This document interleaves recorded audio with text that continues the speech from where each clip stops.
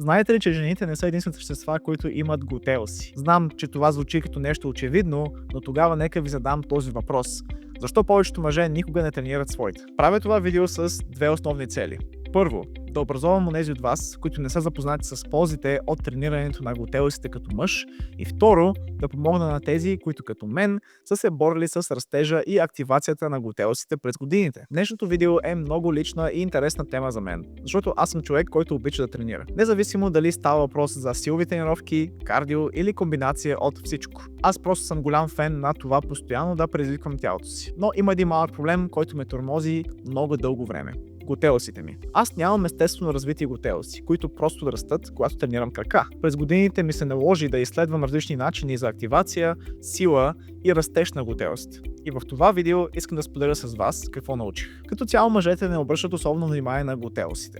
И това е грешка. Глутеус максимус е най-големият и потенциално най-силният мускул в човешкото тяло. Тогава защо да не го тренираш? Да, клекове, лек преса и други вариации на тези упражнения би трябвало да натоварват глутеусите. Но дали тези упражнения имат абсолютно еднакъв ефект при всеки човек? Абсолютно не. Едно нещо, което научих през годините е следното. Само защото някой изпълнява дадено упражнение и получава желания или очакван резултат, това не означава, че всички останали ще имат същият резултат. И точно за това повечето фитнес инфлуенсъри, които са инфлуенсъри основно заради визията си, а не заради реални познания за човешкото тяло, са най-лошият източник на съвети, когато става дума за анатомия. Една от причините мъжете да не тренират глутеусите е чисто естетика. Просто казано, повечето мъже не се интересуват дали имат развито дупе, поне не толкова колкото жените. Като мъже, ние се фокусираме основно върху горната част на тялото и върху мускулите, които виждаме в огледалото.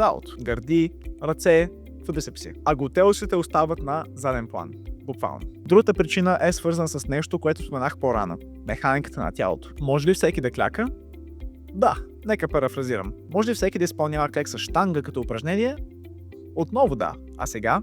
Може ли всеки да изпълнява този клек по абсолютно еднакъв начин? Абсолютно не. Някои хора имат по-добра подвижност още от самото начало. Други трябва да работят, за да я подобрят, а трети трябва да преодолеят конкретни ограничения, за да могат изобщо да клякат. Самият клек е много комплексно упражнение. Той изисква добра подвижност в няколко различни области на тялото.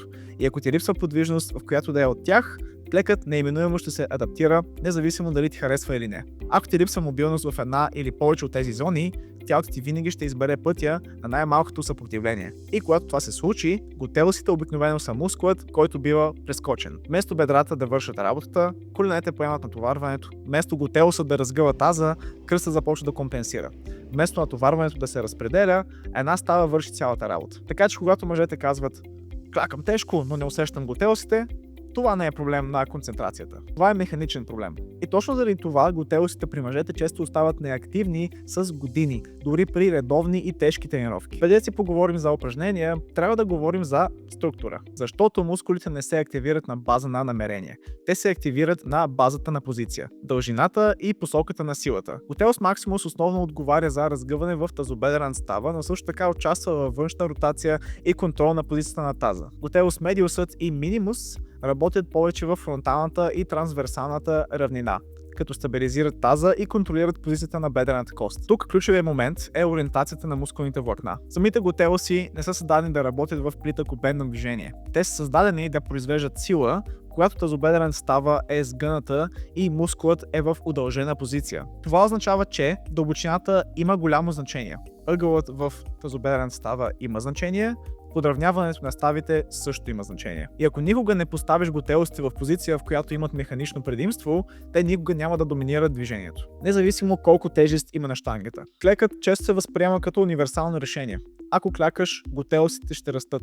Това е предположението. Но нека сравним двама души, които клякат. Една и съща щанга, едно и също упражнение, напълно различна механика. Единият човек достига дълбочина с контролиран флексионен ъгъл в тазобедрената става. Добра дорсифлексия, вглезена и стабилен торс. Другият стига до ограничението рано, накланя се напред, премества натоварването към коленете или гръбнака и въпреки това завършва повторението. И двамата са направили клек, но само единият е натоварил глутеусите правилно. Затова вариации като Goblet Squat често се усещат по-добре.